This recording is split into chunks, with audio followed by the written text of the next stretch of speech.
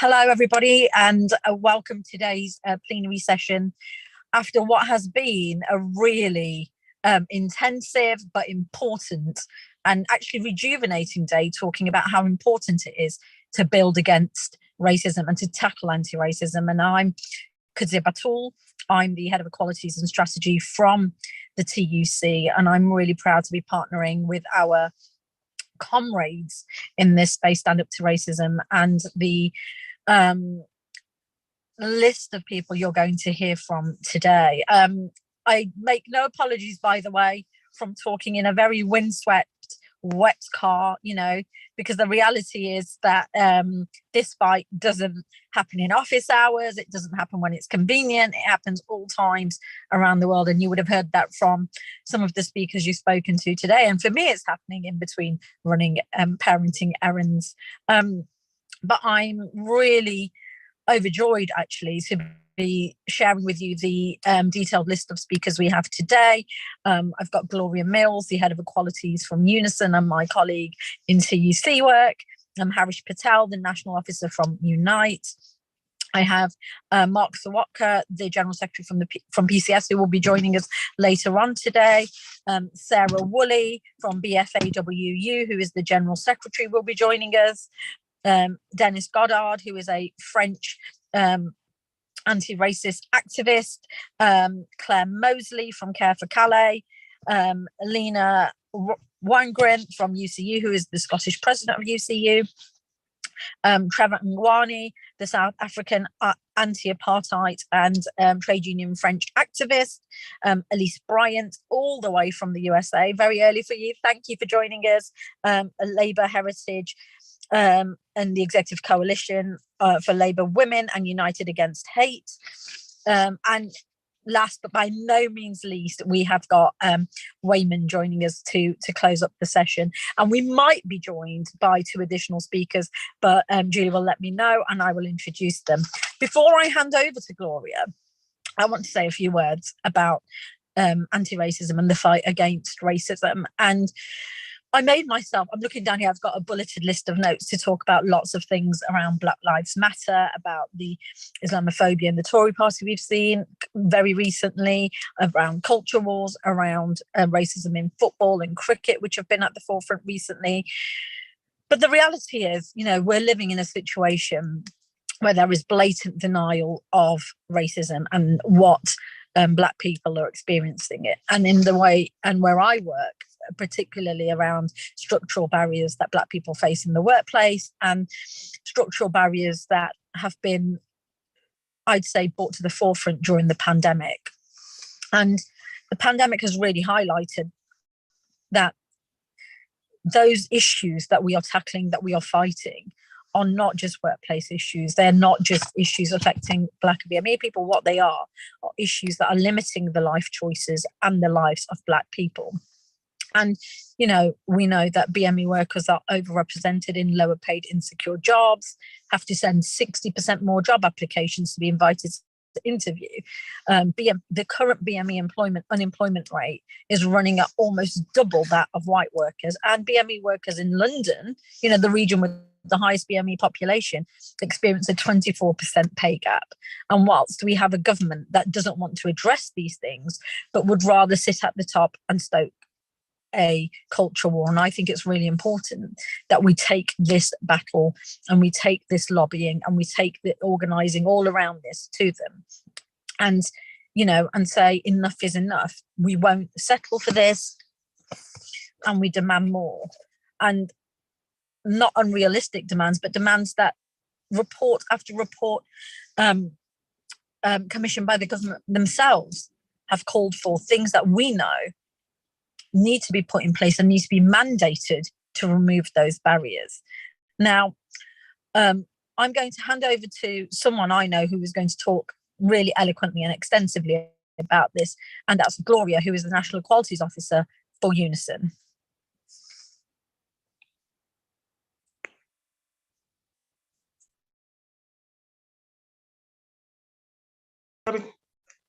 Okay, hello everyone. Good afternoon, everyone. Just to say thank you all very much, and thank you, Kudsia, for that warm welcome. And first of all, I want to say thanks to my colleagues in the TUC, and in particular to Stand Up to Racism and PCS. I know when we had that meeting with Weyman, Wilf and Hugh Lanning from PCS, he was Deputy General Secretary at the time. You know, we were planning in 2014 how the trade union movement could take forward the UN Anti-Racism Day and make it the centerpiece of what we are doing in the trade union movement to fight back against racism and to build an anti-racist perspective in trade unions. And I think it's really important that we put on record that 8 years of, sustainable work we've been doing in terms of keeping up the pressure, keeping up the campaign. So I want to thank the trade union movement as a whole for coming on board and supporting this, making the fight for a fight back against racism and fighting for anti-racist workplaces, one of our core priorities, but also building a world against racism, building the UN Anti-Racism Day, but on the 19th and the 20th of March 22. But, we need to remember that the UN Anti-Racism Day, it's not a day just for protest, it's a day of commitment that governments have signed up to do everything in their power to eliminate and to eradicate racism. And we need to make sure that the UK government stands by that commitment that it has given. Because if you go back to the UN Convention for the Elimination of Race Discrimination, you see what the commitments are. And it's about action, it's about deeds, it's not about words. And so trade unions need to push towards building new frontiers at work, new frontiers in fighting the new challenges we face. And we need to fight for every job in the workplace. We need to fight every job cut, we need to fight every job loss, and we need to fight against every redundancy in the workplace. And comrades, I want to say, we need to ensure that every redundancy must comply with the criteria set out in the Employment Rights Act 1996. I remember being in the trade union as the mother of the chapel, and we would not see the job loss. If it did not meet those the provisions in the Employment Rights Act 1996, we would not be taking on that extra work. What we have now is that employers are trying to run their organization on the cheap, and they forcing workers to take on extra workloads that impacting their physical and their mental health and their mental well-being. So we need to fight against that, and we need to mobilize. We need to mobilize every trade union branch to organize members to attend a rally on the 19th and the 20th from their respective branches, from their cities. In every city, we need people to be organizing in London, in Glasgow, in Cardiff. We need branches to be on the march with their banners. And we need to see them joining forces with local communities to make sure that, that we fight against racism in all of its diversity, and with challenging the institutions, institutional racism, challenging the systemic racism, and sending out a powerful message that this is a global fight. It's a global day of protest against racism that we are fighting and we are mobilizing against. And, we must take heart from what we saw in 2020 with so many young people, millions of people across the world coming out, demonstrating worldwide on our streets in 2020. supporting Black Lives Matter, speaking out against the injustices that they see. And we also need to recognize that that groundswell of all races, colors, and cultures protesting against racism and racial injustice have actually caused a chain reaction of where governments and countries are now looking at their own system, at their own cultures, at their own institutional racism that's preventing people of different colors and different races to have equal chances and equal opportunities. So I want to say that, you know, we have to utilize the collective power of trade unions because it's important that we organize collectively to stop exploitation of the weakest and the most vulnerable in our workplaces and in our society. And I want to say, you know, and I want to say and send a big shout out to the people, to the workers at the London hospitals who are fighting to end the two-tier workforce. You know, they are on strike now. They're fighting to end the two-tier workforce, fighting against the racial discrimination and the segregation that we have seen in the last 40 years. You know, it's a bit rich for the Tory government, for a Conservative government to talk about levelling up. They have systematically leveled down Black people and working people for the last 40 years. Every time that they have been in power, they have cut employment rights, they have cut terms and conditions. So, you know, their levelling up agenda doesn't actually mean much in terms of giving new life chances and giving new opportunities for working class people, for Black people, and for people who are in the deepest poverty we have. And I want to say one thing. We are now moving in a society where we've gone from in-work poverty, where we see people on food banks, to a situation now where we have pauperization in this country. You know, that's where we are going. It's a race to the bottom. There's nowhere left for people. So this £350 that you know the Chancellor talked about, that is not going to do it. What we want is a living wage. We want people to earn the dignity of a living wage from the work that they do. And it's really important that we say, you know, this is not about trickle-down economics. It does not work, not in trickles down. Pay and bonuses stick like treacle at the top. So we need to say we want a fairer society, and we also need to make sure that we have alternatives and that we fight for racial justice, inequality, and we mobilize big and we mobilize bold for the demonstrations on the 19th and the 20th. Thank you very much. Thank you so much, Gloria, and absolutely, you know, solidarity across the board.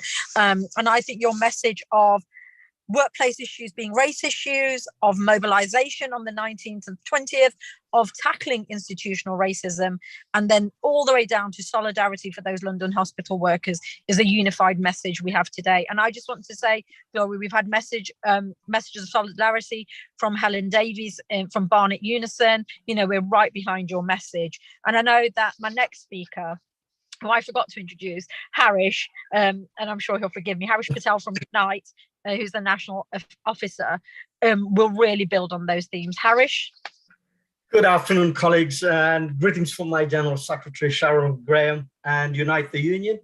And thank you to the TUC and Stand Up to Racism for organizing these events, and the participants also for giving up their Saturday.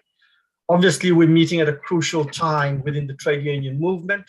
Whilst we've got a number of developments taking place within the trade union movement, we've also got to recognize that across the globe, we're witnessing growing regression of social and political progresses we've made, and we witness the intolerance and oppositions from elected right-wing governments. Our opponents know, just as employers and political establishment and the right-wing media, that unions are the first line of collective defense for working people. in defending social and political progress, fighting for injustice and intolerance, and organizing collective resistance to oppression. So trade unions have fought for and defended democracy and organized fights necessary to achieve the rights and freedoms we enjoy. Having said that, but the time has come for us to redouble our efforts and demand change within our movement, to take our concerns more seriously, which obviously my colleague Gloria has touched on. But we must never let progress and working class solidarity also slip away from our grasp. As a labour movement, we must always be vigilant, both here and in the UK, because across Europe and beyond, we see the rise of those who despise us and the alternative vision for a fairer, more just world we stand for being opposed and being scapegoated by any number of people in terms of attacking and scapegoating people in an attack on all of us, and simply distract from the real causes of the problems in our workplaces and in our communities. Whilst we celebrate what we have in common, we also need to respect our differences, but let's reject the hatred in favor of hope. Because we, as the many, and those that seek to divide us are the few. To defeat a dangerous and growing far-right agenda beyond race and religious hatred, we as trade unions have a responsibility and a duty to stand on the streets, and as we have historically in our workplaces, our homes and pubs and communities. It's therefore important that we attack and abolish the austerity which has given them the platform, so that austerity must be defeated to take away the pain and misery our communities are having to go through. And they're also hiding behind racism, Islamophobia, and anti-Semitism, homophobia, misogyny, and hatred of difference and diversity, behind simplistic solutions to a complex but genuine fears people's whole hold. And the far right's danger of politics and narrative must be challenged. So it's important that this is a rallying call for all our branches, all our trade unionists and our community to mobilize, to build on the Racism Day for the 19th and 20th. And we must heed that call. And I plead on all of those attending the conference to make sure that we organize and mobilize. Clearly, as you see that the TUC is conducting a survey from trade unions and our own organization and establishment, we need to conduct a review so that our concerns are at the forefront of the bargaining agenda with employers, and also challenging corporate organizations as you see them hijacking some of the stuff which they publicize. For example, Black Lives Matter, and they claim that they're supportive of that. But when you dig deeper, they're the very people exploiting our community, and those need to be challenged as well. And with that, Kudsia, I thank you and the rest of the college. Cheers.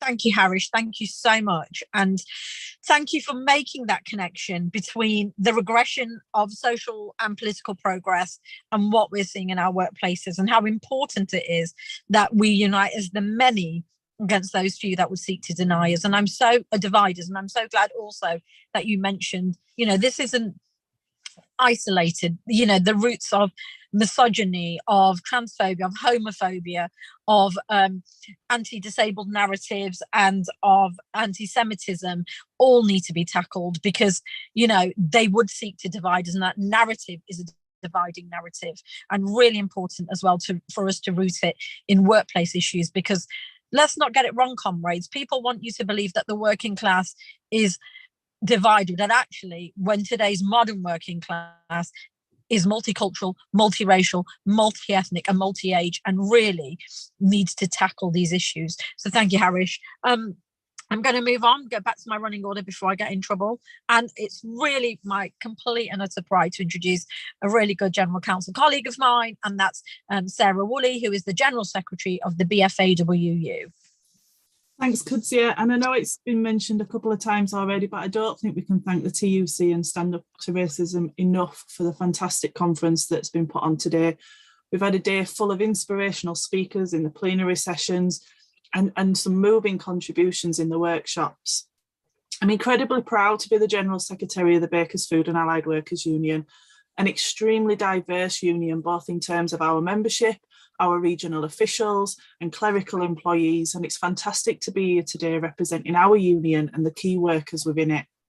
And whilst we've got a lot of great campaigns happening at the moment and we have this wonderfully diverse membership, as I've mentioned, we're not perfect. And it's been said a number of times today that the trade union movement needs to look inwardly at itself, and we're no different as a union.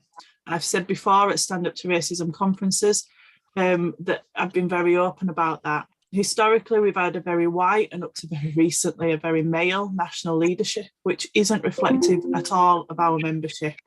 And although we have a BAME network in place and are working on empowering our BAME members and membership in general to challenge racism in the workplace and our communities, we know that we haven't yet fully rooted out the problem. One thing we're looking at doing this year, after we've completed the sexual harassment survey that we've got running currently, is to run a similar in-depth survey around experiences of racism so that we can build up a better picture of the issue in the food industry. Because we know it's bad, but we need examples and figures that we can hit employers with. But just as with the sexual harassment survey, it will include questions about our own union. Because to be a truly anti-racist organisation, we need to root out all racism within it, whether that be members themselves or the structures we have in place currently. We want to be in a position where we know our members know that they can come to us with an issue and trust that we will take action.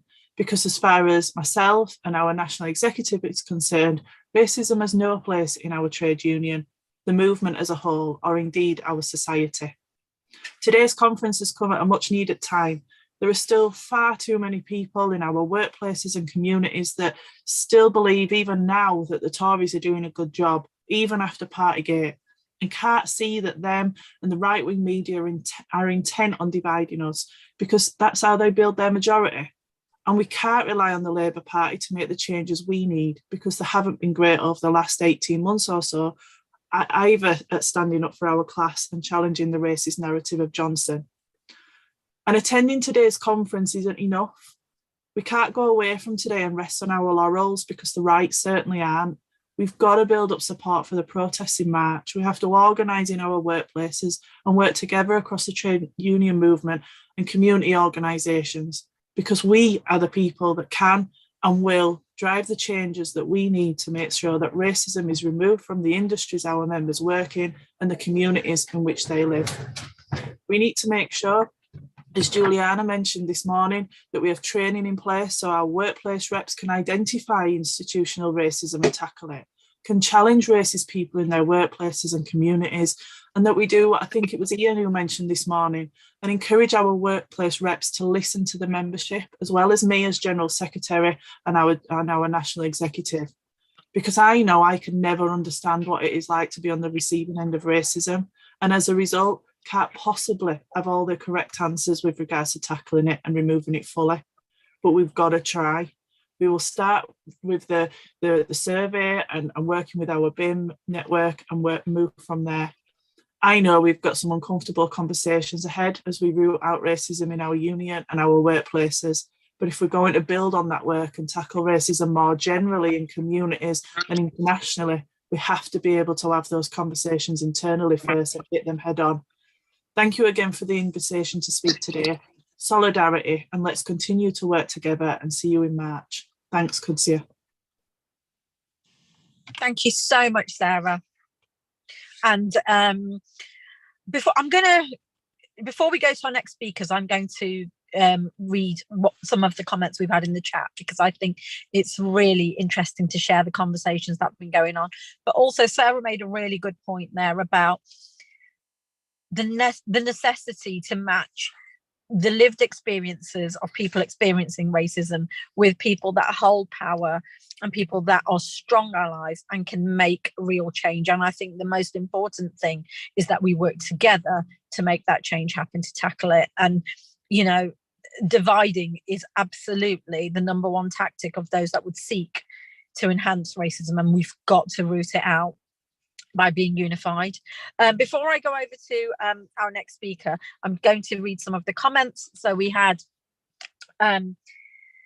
Carrie says it's great to see the BFAWU represented. Absolutely. Solidarity from Southend Unison. Febsy says huge solidarity to all union members fighting fire and rehire. We must outlaw this horrific and exploitative practice. And Polly Smith from YouTube says solidarity from Unison in Suffolk County, and Zoya from Southwark Unison. And the reality is, you know, wherever we are up and down the country and wider, this is our collective fight. And I think that international perspective and that is really, really important as well. And that's why I'm really happy to be introducing Clare Mosely from Care for Calais, who's going to be talking about their perspective.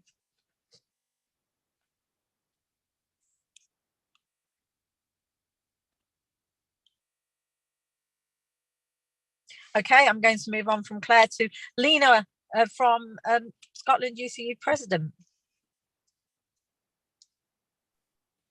Hiya, hello everyone, comrades, sisters, brothers, siblings, colleagues, and friends.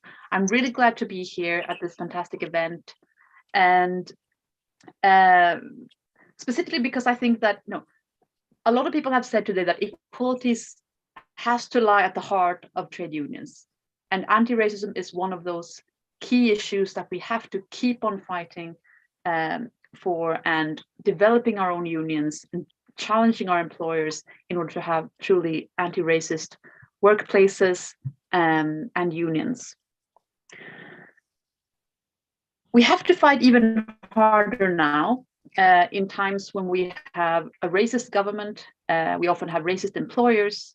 We have a government that kills Black people, kills people of color, it kills migrants, and it kills refugees and undocumented people.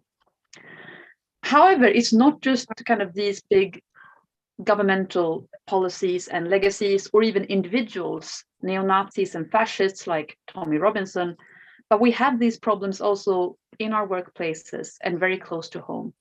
So I represent UCU Scotland. UCU Scotland is, of course, part of UCU UK, the University and College Union. And across the UK, we have 120,000 members across further education and higher education. And I hear so often, not just colleagues telling me of how they have to face racism in their everyday lives, but also students who have to sit and listen to lectures using the N-word, defending colonialism. And at my own institution, University of Edinburgh, we even have one academic who in the name of academic freedom or freedom of speech continues to spout white supremacist rhetoric and what he calls research. I would like to talk also about how the current system that we now have in higher education, because of course those are the workers I represent, how the system, which has been marketized in the last decades, but specifically under this government we have now and its previous versions. It is a marketized system, and I would say that racism is built into the system.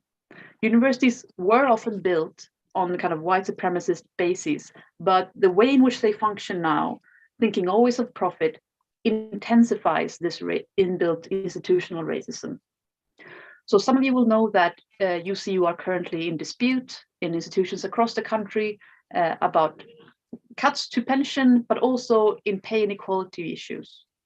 And if we focus specifically on the equality issues, there is a 17% pay gap between Black workers and white workers in our sector, in higher education.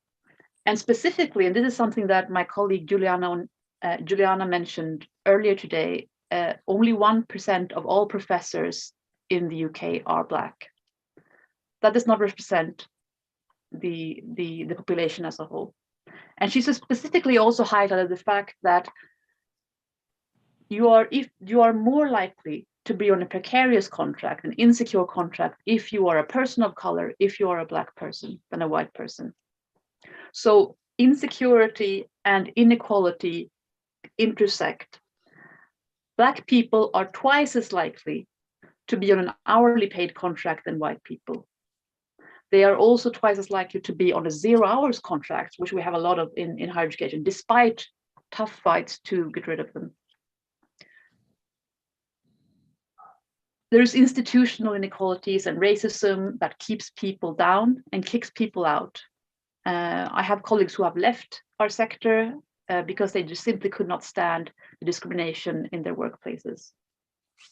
And despite talk by our employers, the university management, of decolonizing and kind of putting out statements saying that Black Lives Matter, in reality, it's often us university workers and union reps who have to fight for these issues. So we're fighting against our employers. And of course, as other people have mentioned today, our own unions are not without its problems. There are histories of racism within the trade union movement in Britain, but there are also histories of anti-racism. And I think specifically, we need people of color leading us, but we also need white people to be accountable and take responsibility. Because anti-racism is something we have to do. It's not an add-on that we can just choose. It's something that has to be at the heart of our work. But I want to finish on this. We will win. I know that we will win. The racists and the fascists, they are bound to lose. They always lose. We have to fight. Despite Priti Patel, despite Boris Johnson, we will win. And I was really heartened by the work in Chile in November, their presidential election, when of course a right-wing fascist was defeated by an anti-racist, feminist, socialist. And he is taking up his office in March, so next month. So we will win, and we will continue to fight against racism and for an inclusive workplace, education space, and community. So I hope to see you on the 19th or 20th of March. I'll be in Glasgow, so that's the 19th, at the big demonstrations. And I wish you all the best, and I look forward to hearing other people speak after me. Thank you. Thank you, Lena. And also thank you for that note of optimism, because I think it can be easy to get dragged into, what must sometimes feel like an endless fight. And I think those roots of optimism, where the far right is defeated, where racism is defeated, are really important. And I was lucky enough to be on the UCU rally in London earlier, just before Christmas. And, everyone is united against those practices and against the discrimination. So solidarity and support. Clare, who was meant to join us earlier, is busy doing the really important work in Care for Calais and has sent us a video of solidarity, which I believe by the magic, there you go.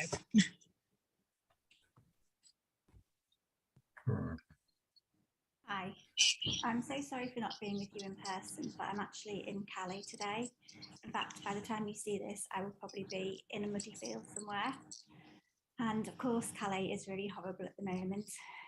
In particular, we're really struggling with the government's food ban, because incredibly in Calais, there's a lot of places where it's illegal to give people food. And it's covered so much area now that we're actually finding it difficult to find places to get food to people, which is just unbelievable.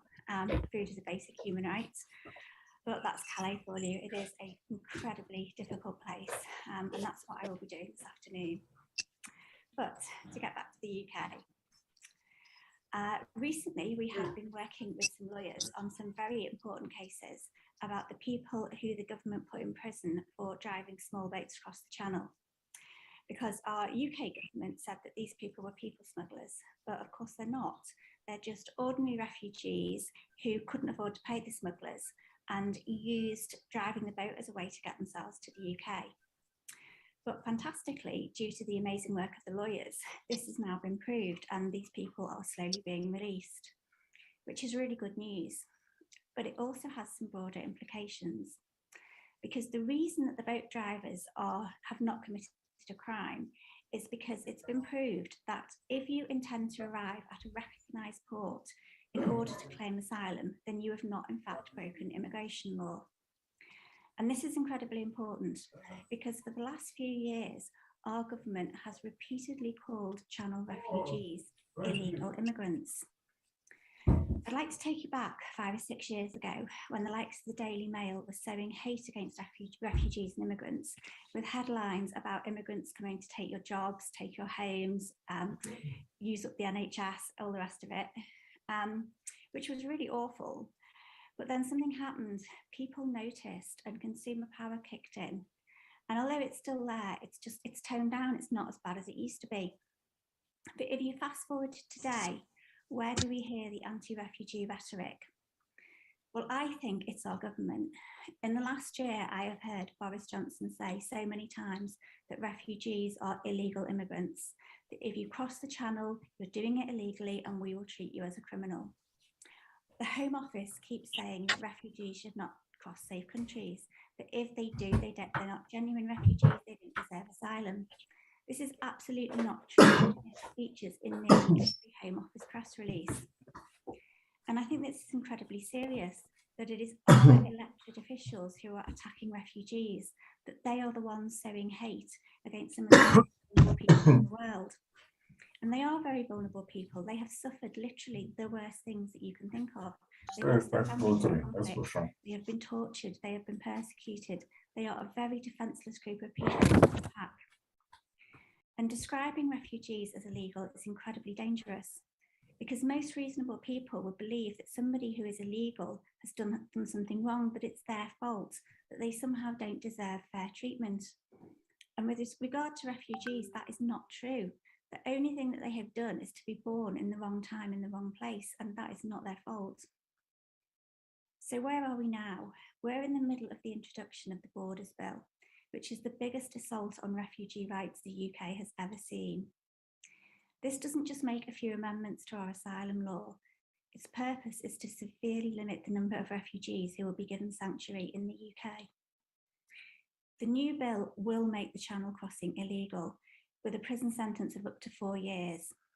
And this won't stop people from coming. It will just mean they take longer or more dangerous journeys. They might go around the coast, or they might come over in trucks.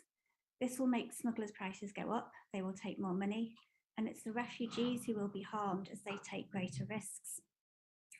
And the bill will also introduce some really draconian measures.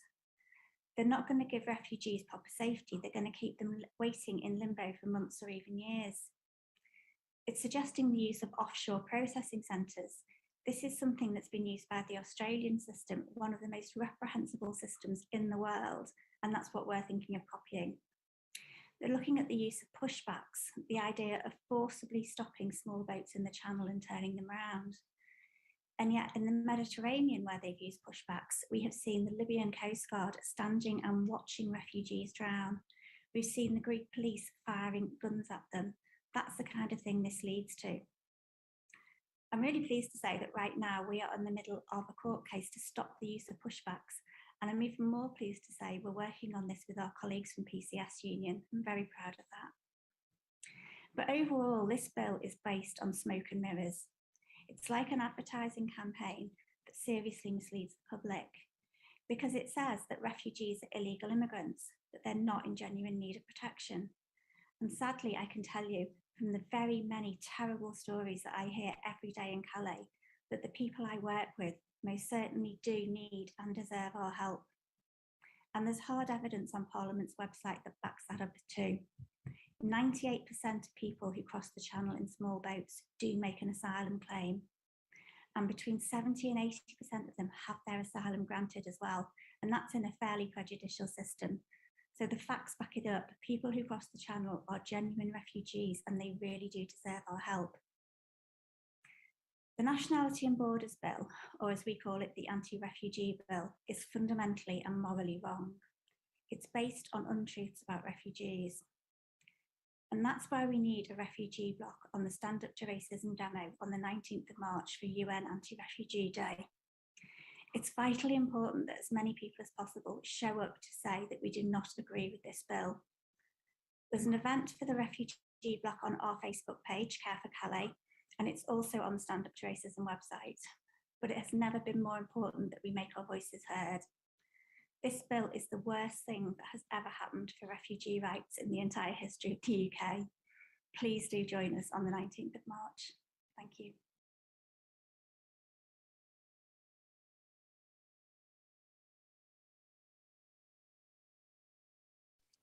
Thank you so much, Claire. And I think the 19th of March demo, having that big demonstration of solidarity for refugees is really important. And thank you for sharing some of the work that you've been doing. Before I go over to Trevor Ngwane, I just want to read some more of the comments we've had. Andy Brown sends solidarity from Shropshire and Telford, stand up to racism. Darren Kiggins says solidarity from Napo in the southeast. And City University students wanted to talk about a stall they had where they collected for... Please don't make noise. I'm speaking in a meeting. Sorry? Yes, and saying the university are behind the union and refugees are welcome here. So you're absolutely right. There is that solidarity there, and we have to challenge that racist narrative from the top. Trevor, are you ready to come in? I'm ready. Trevor Ngwane from the South African Anti-Apartheid, who's a South African anti-apartheid activist and a trade union activist in France.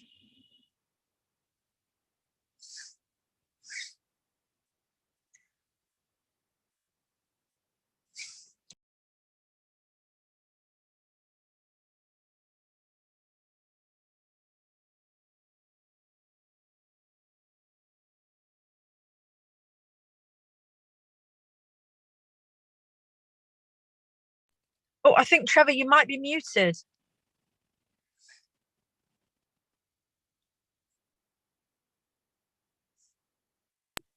Thank you. Sorry. Yeah. Okay, so thank you very much for this opportunity. I was just saying, I'm in Soweto, South Africa, not France. Yeah, so internationalism is central to the fight against racism. Today in South Africa, xenophobia is a burning issue. Racism, anti-immigration, and other attacks based on different skin color, country of origin, language, and culture is something that we must fight. And we must fight it across national borders, across the seas, continents. Marxism has the clearest and most principled and timeless approach to internationalism.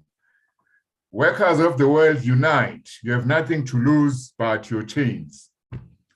Now, at the heart of empire, of colonialism, the robbery and plunder of foreign lands was racism and the othering of people. Some people were called civilized, others uncivilized. They were the advanced and the backward, the superior and the inferior. It was a hierarchy, divide and rule. Now, in South Africa, many people believe that apartheid began in 1948 when the National Party took over, whose ideology was Afrikaner nationalism. But actually, the roots of apartheid were laid by the British Empire with its racially based divide and rule strategies. When gold and diamonds were discovered in the late 19th century, the working class was divided along racial and tribal lines, ethnic lines. In 1924, here in South Africa, white workers were defined as civilized labor. They were entitled to privileges that turned them into a labor aristocracy, into defenders of the capitalist system. Today in South Africa and in many other post-colonial societies, we are living the legacy of that policy. There are continuities with the past because although we won the anti-colonial struggle for national liberation, the exploitation and oppression of capitalism continues. The chickens have come to roost as racism, ethnicism, tribalism rear their ugly heads in changed circumstances. Sometimes we find that those who are discriminated against are the ones discriminating against others. Those who are called inferior are calling others inferior. So last year, towards the end of November here, there were the local government elections. For the first time, we saw political parties campaigning on tickets of xenophobia, with election manifestos calling for people not born in South Africa to go away, to go out of South Africa. These are people mostly from Zimbabwe, Mozambique, Somalia. In fact, some people call it Afrophobia because it targets Africans. The worst part is that the Economic Freedom Fighter, the third biggest political party in South Africa, a left nationalist organization, well known for its principled Pan-Africanism, calling for the abolishing of colonial borders, is now done a somersault and is calling for the reduction in the number of so-called foreign workers employed in South African workplaces. This party, together with another one called Patriotic Alliance, has been going around in workplaces such as restaurants, wanting to know how many foreigners are employed and demanding that more workers born in South Africa must be employed. But more sinister here, there is a new group called Operation Dudula. Dudula means in Zulu to drive away, to bulldoze away. So they want to bulldoze away people who are not born in South Africa. They were attacking street traders in Soweto, confiscating their goods and telling them never to trade again. Fortunately, so far no one has died. Remember, in 2008, there was xenophobic violence which left 62 people dead. Today, however, what is very worrying is that these people are organizing systematically. They are setting up branches in the country. Their aim is to become a permanent feature of South African politics. They are the organized fascists of Africa. The ANC government in power, the party of Nelson Mandela, is not doing much. The rich are getting richer, the poor are getting poorer. There is instability and uncertainty and insecurity because of the capitalist crisis. And the South African government is also talking about labor quotas, and it's even calling for Zimbabwean workers, who carry special permits to work in the country, giving them a year to sort themselves out or get out of South Africa. So my last point is that on Thursday, we had a meeting here in Johannesburg using Zoom, attended by more than 100 people, and its aim was to mobilize against the spread of xenophobia. More than 30 organizations committed themselves to this struggle. The organizations included trade unions, grassroots movements, street traders associations, immigrant networks, socialist formations, and human rights activists. So basically, I believe personally that this meeting is providing a good foundation to take forward the program of uniting the working class and the poor against those who benefit from our exploitation and oppression, from our division. The meeting, I told the meeting about the World Anti-Racism Day of Action. So we want to be part of that International Day of Action. The meeting agreed to plan a sustained program against xenophobia that will include mass education, mass action, and an approach that will link demands for improving the lives of the working class to the struggle against xenophobia. From South Africa, from Africa, the call is no to xenophobia. No one is illegal. No to the colonial borders that divide us. Capitalism divides, socialism unites. Thank you, comrades. Thank you so much, Trevor, and thank you so much for that international solidarity and solidarity back to you. And that global day is a global day for us all. I'm going to go to Petros Konstantinou, who is joining us from Kirfa in Greece. Kirfa is a sister organisation to Stand Up to Racism, and recently have had victory against a fascist group called Golden Dawn, as well as being involved in refugee solidarity campaigning. Okay, greetings from Greek anti-racist movement, which is really live. It is just behind you now. We are in the Syntagma Square. We are in a debate with the police also. They want to disperse an anti-racist demo, so I will be very quick. We are in Greece, and Greece is next to Turkey.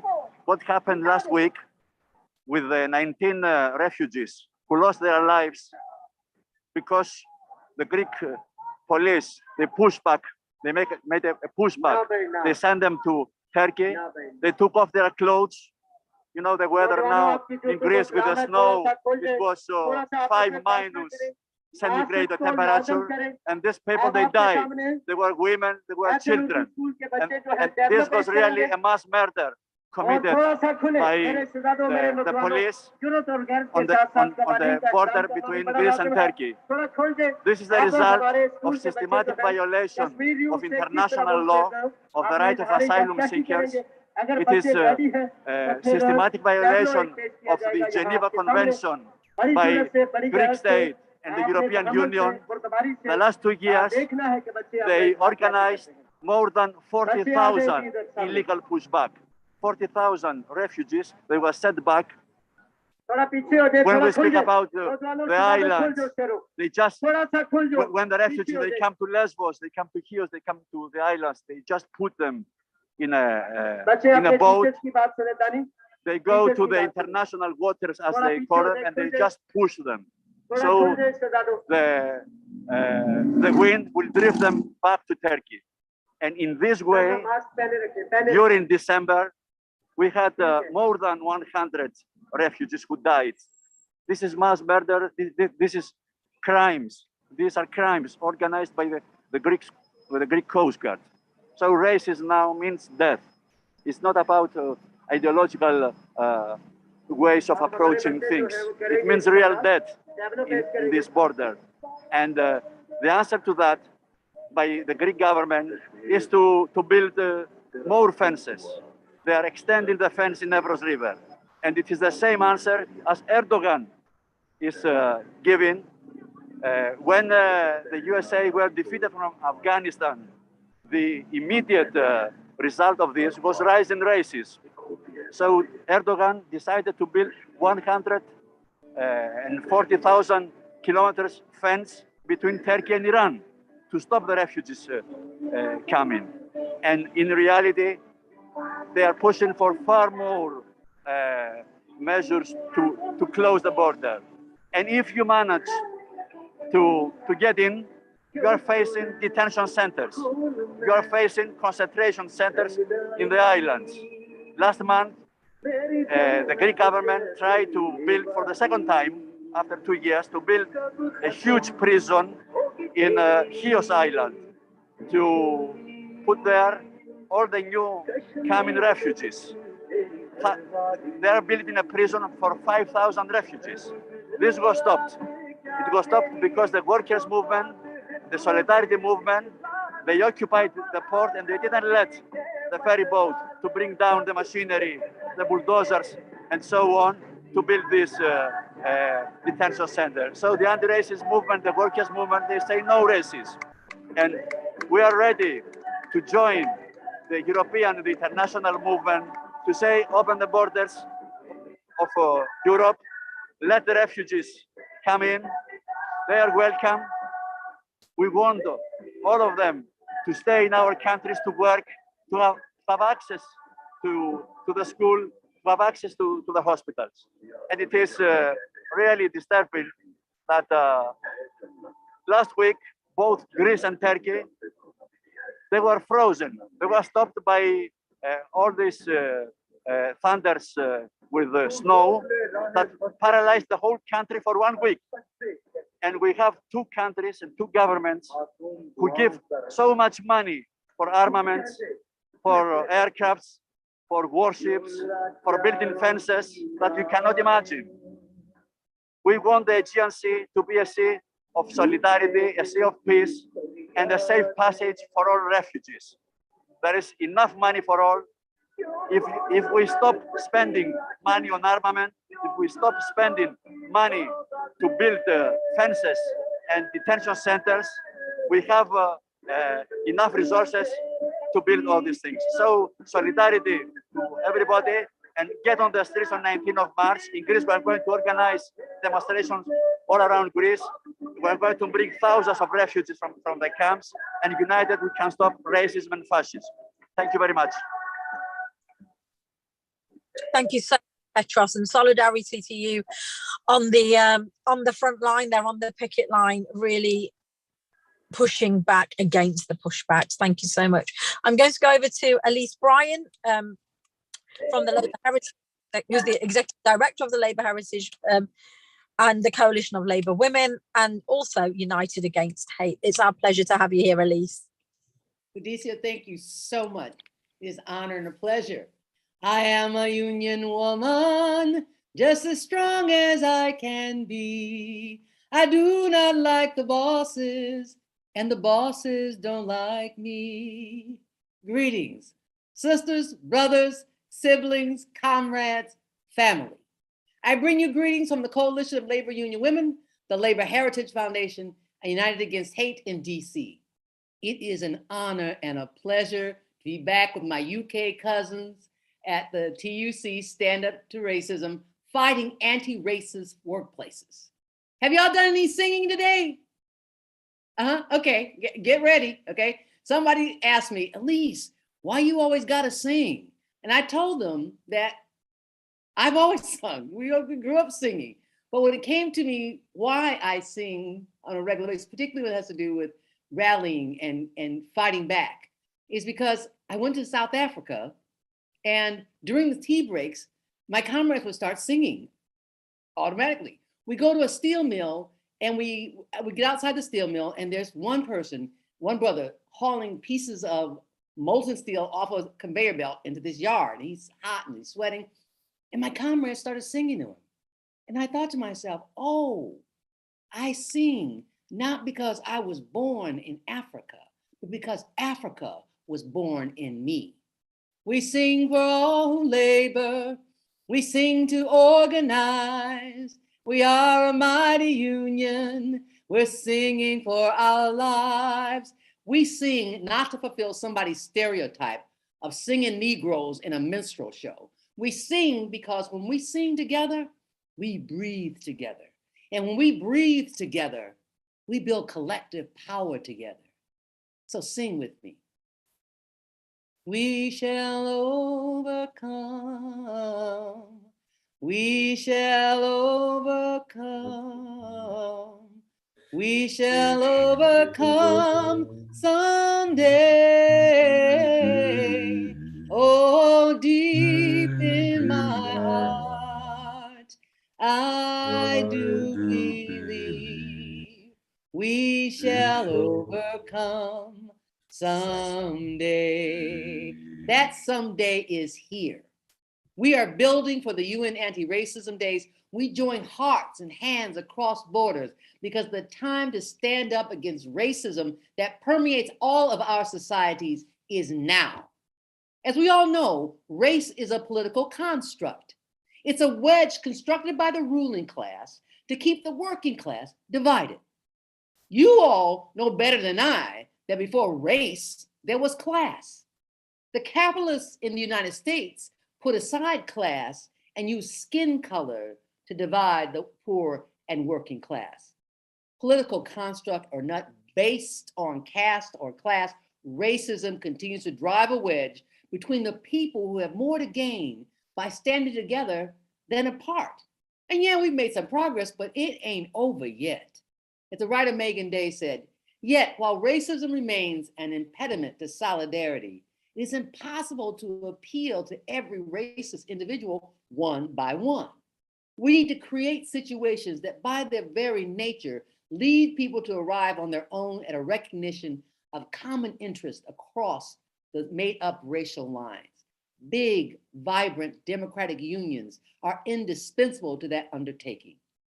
Needless to say, we're not there, but while there is breath in my body, I will join with my Black, brown, and white allies, with my Muslim, Jews, atheists, and anarchist allies, with my LGBTQ non-binary allies, with my immigrant and native-born, and with my family by blood and by union to work together, to build together a world of equity and equality for all, a world where we wage peace instead of war. I stand on the shoulders of those who stepped off the slave ships, kissed the ground, and willed me to be here on the stolen lands of the Piscataway indigenous people. I stand on the shoulders of Lucy Parson, Claudia Jones, Martin Luther King Jr., Malcolm X, and Ida B. Wells. Will you stand with me? They divide us by our color. They divide us by our tongue. They divide us, men and women. They divide us, old and young. But they'll tremble at our voices when they hear these verses sung, that the union makes us strong. Go in peace, go in love. I'll see you on March 19th and 20th. Thank you, comrades. Oh, Elise, how am I meant to follow that in any way, shape, or form other than with tears in my eyes? And you know, you talked about big, vibrant union and allies, and really, you know, from the TUC, that goes right to the heart of me. And I think this is all about allyship. And what you also did, which is so important, is to remember where the roots of this movement are from, because I think it is easy to forget. And we are standing on those shoulders. And thank you. And the greatest love and solidarity to you. And thank you for your message. I'm going to go to the chat because it's blowing up, other than to say there is solidarity for our colleagues in Greece. There is solidarity for those fighting against the pushbacks in Greece. And Sally said, solidarity with all refugees around the world. And the fortress Europe has turned the Med into a mass grave, and we've got to stop that. Before we move on to our final two speakers, and if I'm wrong, I'm sure I'm going to be corrected, just a couple more messages. The wealth and power gained through colonialism still fuels racism. People prefer thinking they are superior rather to admitting the crimes against humanity that created such vast inequality. And I think, you know, there are some really strong messages coming through and strong feelings. And it's important we grab that emotion and use it to mobilize on the day of action, and to mobilize action every day, not just at the demos, but in your movements, in your branches, in your organizations. And Rajith says, you are totally awesome, Elise. Solidarity, sister. Awesome voice. And solidarity from the CWU in the South Midlands. No to racism. Stop treating refugees like outcasts. We are all human beings. There's so many more, and I'm so sorry if I'm not reading them, but I've got Mark waiting to come on. And Mark, I hope you're ready, because I'm really ready to hear you speak, because I know that it's really important that we have general secretaries like you, like Sarah, on to tell us what the movement is doing. Well, thanks very much, Kudsia. And can I just say also how amazing that was to hear Elise sing. I bet everybody will be glad that, as the Welshman who can't sing, I won't be clearing the virtual room by trying to sing myself. But that was so uplifting. Can I also thank all the organisers for what's clearly been the most amazing day. And I bring solidarity from the National Executive Committee of PCS and from our Black members in PCS as well. And I particularly want to give a shout out for the work done by our Black members in PCS combating racism across the civil service and in the public sector. Mohammed Shafiq, the chair of our Black members, and a particular shout out to Zita Holborn and Hector Wesley, who many people will know, and who have done such amazing work, not just to combat racism, but practically taking supplies to Calais, you know, and putting themselves really on the front line. And I want to give my thanks to them. I mean, it's been inspiring to hear the international speakers today from Elise and Trevor, from Petros, and the UN Global Day of Action reminds us that this is a global problem. Let's remember also the plight, the devastating plight of the Uyghurs being persecuted by the Chinese, the scenes we saw on the Belarusian border where migrants were being used by politicians on both sides of that border, no care given whatsoever for men, women and children. But you know, it's often the case you talk to people and people think that racism is a real problem everywhere else in the world, but not in Britain. And events like this, I think, really give us the chance to remind ourselves just how endemic racism is in this country. And just listening to the contributions today, we remind ourselves how broad that is. Whether there's the fact that there is a race pay gap in Britain today, including in Britain's public sector, whether it's the fact that Black people disproportionately suffered from the COVID pandemic in the UK in terms of numbers of deaths, whether it's a problem that our Black communities disproportionately affected by the government's austerity in terms of the policies pursued by the government. Then there's the questions around our justice system. And in the year where I reminded myself by watching the documentary about the Cardiff Three, where Black men went to prison framed by a racist police force for a murder committed by a white man, we still see in the last 12 months deaths in custody in Britain, including in Cardiff, of Black people.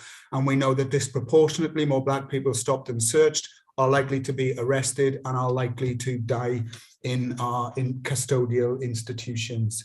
Then we have a government who racism drips regularly, whether it's the words of our Prime Minister who makes jokes about Muslim women, whether it is Theresa May as Home Secretary sending go-home vans in some of the most ethnically diverse parts of Britain, or whether it is now the Border and Nationality Bill. And let me say that I thought Clare from Care for Calais did a great job in setting out that. And I want to say how proud I am that my union, in a groundbreaking legal case, has joined refugee organisations to take the government to court. We were in court this week trying to get an injunction, and whilst the injunction wasn't successful, we now have a full date for trial, and we are very confident that the court will find it is illegal against maritime law and human rights law to turn boats around in the channel, meaning people will die. And for my trade union representing workers in the Home Office and the Border Force, it is a moment of pride for me that our reps, our frontline reps, members, and us as a union are joining refugee organisations to try to unite the interests of workers in the public sector with those people coming to this country facing such horrendous threats to life in the Channel. And I think that is a really big moment. But I want to just finish by talking to some of the practical things, because we've heard today how racism is a global phenomenon and how we've got to do so much more to fight back. So there's three areas briefly I just wanted to focus on. Firstly, the role of the trade unions. The role of the trade unions must be not just to combat racism in the workplace, but it has to be to tackle those things we must do better at. We are still underrepresented in our ranks. We do not have enough Black people who are on the front line as union representatives, and we've got to do more to get people involved in the front line. The best way to combat racism in the workplace is to have those on the receiving end of racism fronting up those campaigns within our trade union movement. We've got to have at the heart of our bargaining agenda the issues of understanding. When the government decide to close offices in London and move 20,000 public sector jobs to the north, they know that London is the most ethnically diverse part of the civil service, and therefore it would disproportionately affect low-paid Black workers.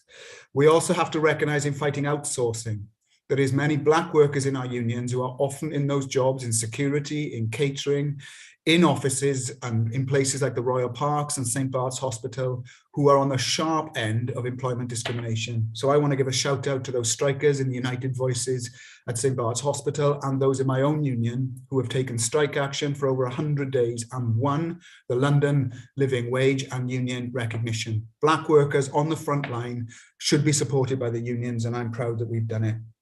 But finally, I want to finish by talking about not just the importance of those workplace struggles, but now the importance of mobilizing trade unionists, black and white, men and women, everyone across our ranks, for the days of the 19th and 20th of March, and why it is so critical. Because whilst the fight has to be a workplace fight, and whilst the fight has to be international, it also must be getting people out on the streets, particularly given the difficulties we've had with COVID and the fact that we've seen the people who are mobilizing are the right, are the anti-vaxxers, and those people who support some of the government's racist propaganda around immigrants and people within our own country. It's critical, therefore, that we pull out all the stops, COVID allowing, for those who can, to get out there and mobilize. And let's just look at two examples recently of which we should take some inspiration. The mobilizations in Glasgow that saw the people of Glasgow a year ago stop the deportation of people from Glasgow was a real sign of people on the streets surrounding the vans that were trying to deport people under a Home Office instruction, and they stopped it happening. It was one of the most inspiring things that any of us have seen, and it goes to show that that action can win. But then there is another issue that tells us about mobilization, why it's important. Only days ago, Tommy Robinson mobilized over 800 racists and fascists in Telford, one of those towns in the Midlands, stirring up race hate. I pay tribute now to Shropshire Stand Up to Racism, who mobilised 200 anti-racists to confront them. But we don't want to be outnumbered 4-1 by Tommy Robinson. And whilst we take our hat off to those people in Shropshire, we need to make sure when these things happen, there are more of us than them. So solidarity to those in Shropshire, solidarity to everyone else, and let's show people there's more of us than them on the 19th of March in every major town and city in the UK and around the world to say we will fight against racism every way we can, internationally, within our own country, within our own workplaces. And that's the commitment that I bring on behalf of my union today, and solidarity to everyone, Kudsia. Thank you. Thank you so much, Mark, and so proud to be a colleague, an affiliate, and to back the work that PCS are doing, and also that really important message, which is this is governmental policy we are pushing back against, and workers and the people of Britain need to unite against those things that we know are plain wrong. And your message, Mark, I will take away with me today, which is more of us than them. And I think that is really important. There are more of us than them, and more of us together than them. I'm going to introduce now someone who doesn't actually need any kind of introduction. Weyman.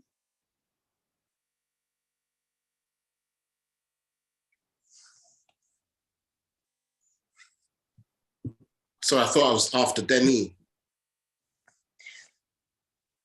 I haven't got Denis on my list. Are we going to Denis next?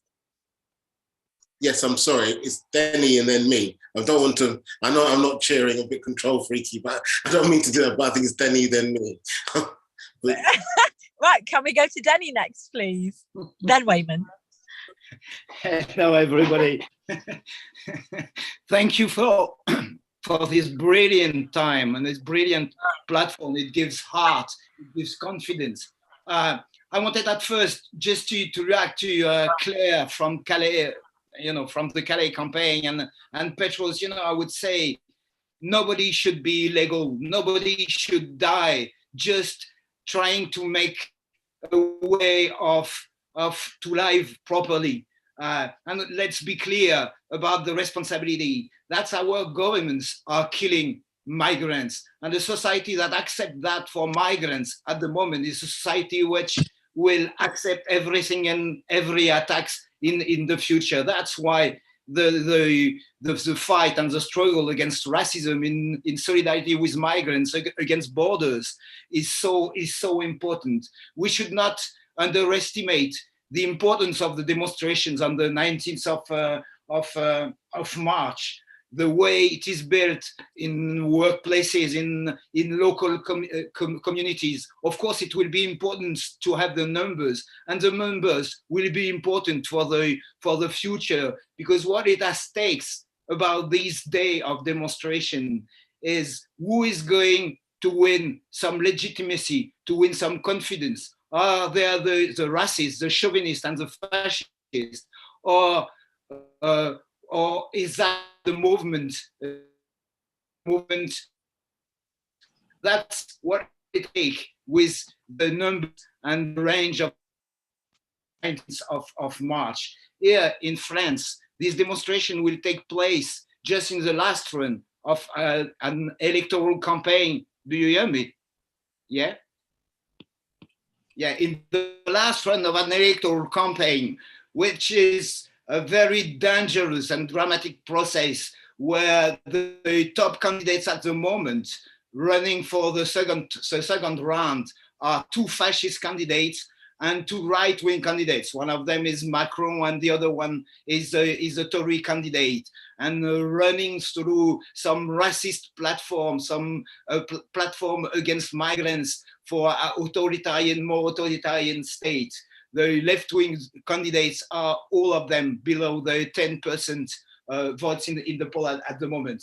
That is the situation where the 19th of March demonstration will take place. There is a campaign in France at the moment, a very large campaign that has been launched by 60 different demonstrations everywhere in France on the 18th of December, the International Day of Migrants. And this campaign is actually supported by 360 different organizations, local groups of solidarity, feminist group of support for migrants, anti-fascist groups, but as well NGOs, national trade unions.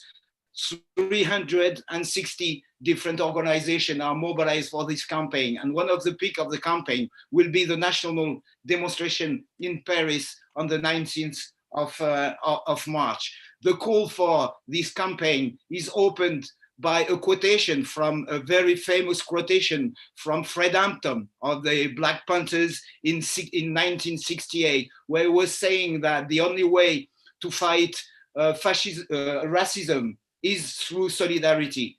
That's really now what is at stake. And around the demonstration and the International Day of Demonstration, we know there are demonstrations all around Europe, in United States, but there will be some demonstration in Brazil as well, in Mexico, some demonstration all around the world. And what is at stake is really what is going to dominate the society in the months after this demonstration, or solidarity, more class unity, or more racism and more fascism. That's why everybody should mobilize for this demonstration on the 19th of March. Already the campaign has planned after the 19th of March, a national day against the borders in Calais, in the borders with Italy, in the borders with Spain. And we hope there will be some mobilization, some international mobilization on the two borders, on the two sides of the border. Thank you. Thank you so much, Denis, and thank you also, I suppose, for putting it into a global perspective and reminding us about these things aren't disconnected from each other. These things are all connected together, and the solidarity that we have to show internationally, as much as we can connect that, is going to be more powerful. And thank you again. Weyman, I'm going to hand over to you now for the last slot. But before I do that, I have some really strong messages of solidarity coming through on the chat, and I just want to share them with you, Denis, and everybody, which is for Hackney NEU, Elizabeth from the GM Race Equality panel.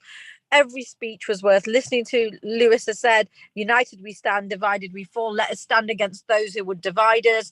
Solidarity from Lancaster and Morecambe NEU. A lot of pride mark coming through from some Serco workers and Bart's Health Unite branch about strikes and about solidarity with the work that you're doing, and proud to be PCS. And one of the last bits of chat I'm going to read, which I think is a really good summary, which is stand together and break their hold on us. And on that note, Weyman, I'm going to hand over to you. I want to start off by thanking Kudsia for chairing this meeting and so brilliantly, and speaking out and the role that you've played inside the TUC. And I really want to thank all the speakers here, because sometimes, you hear people speak and they all say the same things, and you haven't done that. You said different things that are vital for us to hear, And I really want to. I want to just say something. This week is the birthday of Colette Levy. She's a Holocaust survivor, and she spoke recently, and she sat me down and she told me this. She was 6.5 years old when the Nazis took over the place that she was with, and she said that we live in the most dangerous times.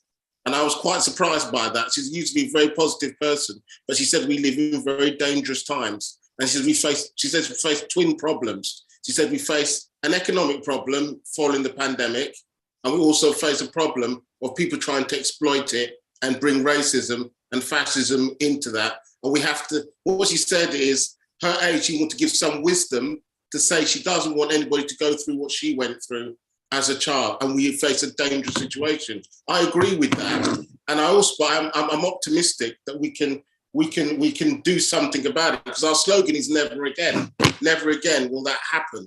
And I think one of the things that's strong about this is World Against Racism. I'm very grateful for, I learned as a child, the people that fought in Soweto and the workers that fought there against apartheid was what gave birth to the question of UN Anti-Racism Day. And I remember sitting down with other trade unionists, Gloria and the people from Unite and all the other unions to say, and UCU, all these people to say that we're going to make sure that we break the BNP. And I just bring that story because it's important to remember. I remember we're talking about how we were going to do it to the trade unions.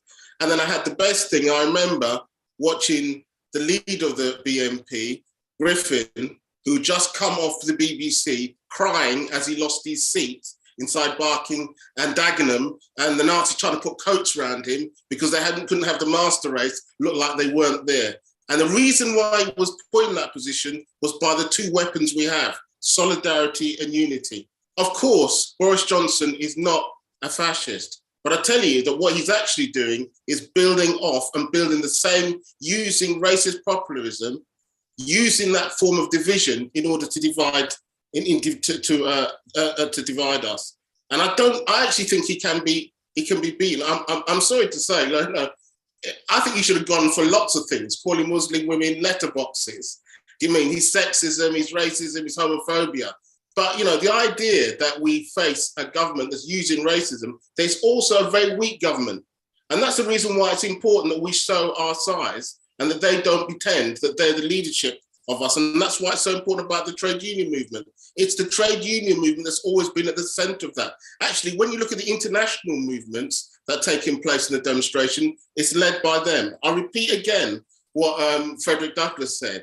Frederick Douglass said, they divide each to conquer both. He also said that without agitation, without struggle, you will see no progress. And I think that's what the 19th and 20th of March is about. But I also want to just bring in one short aspect.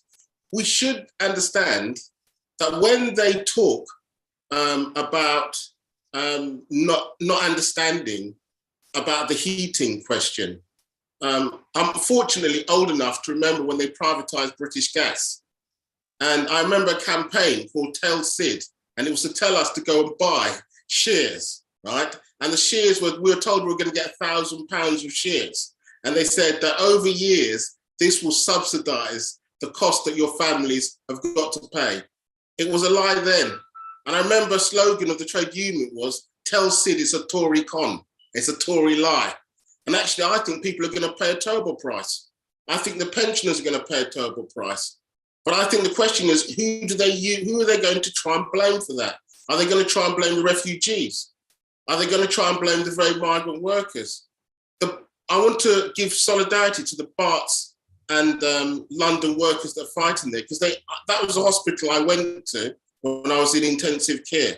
And I'm glad to say that they've saved many lives. But I do remember all the people that said this one thing, they're doing two jobs for one pay. So you can see a situation of what they're trying to use, racism to divide and rule. And that's part of the reason why I think that it's the demonstrations that can take place next week. I think there's going to be demonstrations against the heating cost for the cost of living. We should support all those things.